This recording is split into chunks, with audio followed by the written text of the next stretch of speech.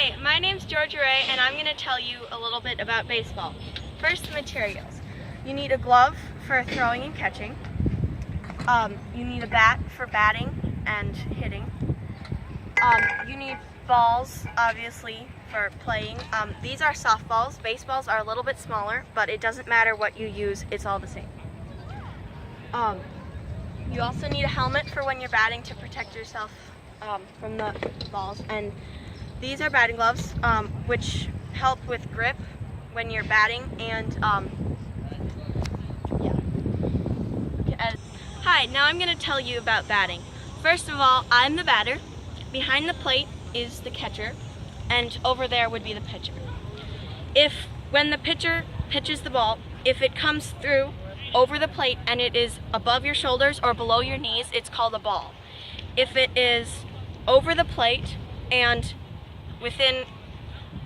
above your knees and below your shoulders, that's called a strike. You want to hit the strikes. So first, before they pitch, you want to get in the right position. So usually you want to have the plate in between your feet. If they're really fast, you might want to move back a little bit so you have more time to react. And if they're really slow, you want to move forward so you have less time to react. So you want to have the thick part of the bat over the plate so that you can get a nice hit and it'll go really far. And then you want to bring your hands up with your knuckles aligned. You see the black part of the gloves aligned so that you can really snap through with the bat. So you want to bring your hands up by your ears with the bat at like a 45-degree angle, so not flat and not straight up. And you want to look at the pitcher so that you're ready for the ball to come through. Your feet are usually with the plate centered. You want to be on your toe with all your weight on the back foot.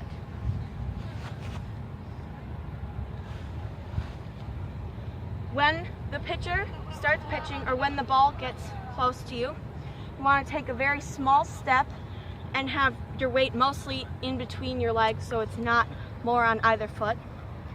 And so you take a small step, and the first part that comes through is your hands.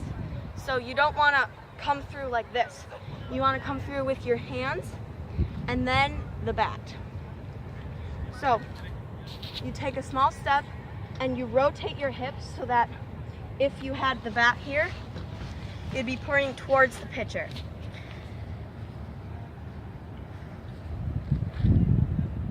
Then you snap through with your wrist and you do a wrist rotation and you follow through so the bat is behind your shoulders. This leg should be straight and this leg should be at a 90-degree angle with your hips facing the pitcher.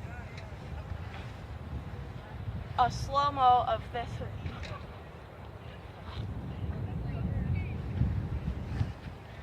Okay, a faster version of the entire thing.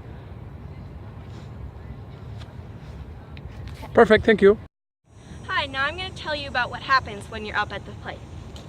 So, there's strikes and balls. A strike is when the ball comes through the strike zone and either you swing at it and miss, or it comes through and you don't swing at it at all. A ball is if it goes over your shoulders or below your knees and you don't swing at it. If you do swing at it, it's a strike. Okay, so there are two ways that you can get onto first base.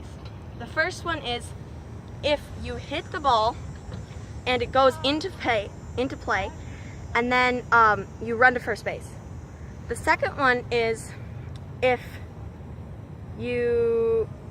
there are 4 balls, which I already talked about, above your shoulders, below the knees, and you don't swing at them, you get to automatically go to first base without doing anything, and it's automatic. And there's 4 balls. It's 4.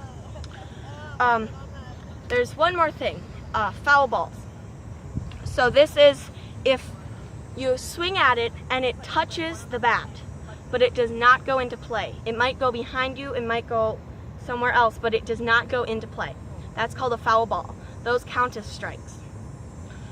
That's counts how many strikes? They count as 1 strike. So a foul ball is a strike. There's What's happening if you have 2 strikes and there's a 4 ball. Then You're out? No, you have 2 strikes. You can't get out on a foul ball. Next is bunting. So bunting is, instead of batting like this, you just, when the ball leaves the pitcher's hand, you turn towards the pitcher, and you don't like hit it like this. You just let the ball tap the bat, and then you drop it and run.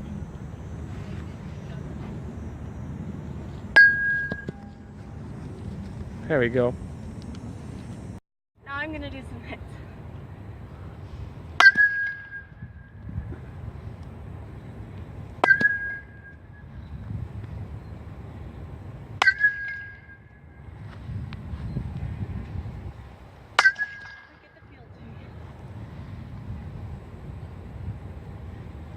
Oh, whoops. So that was a strike.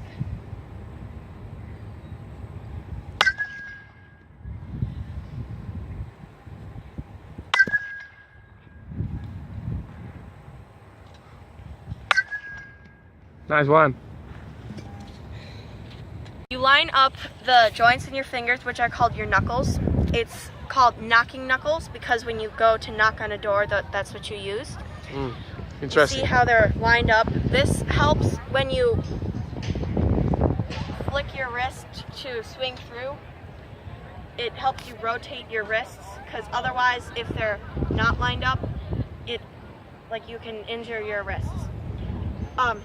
So you usually start with home plate in between your feet and the bat.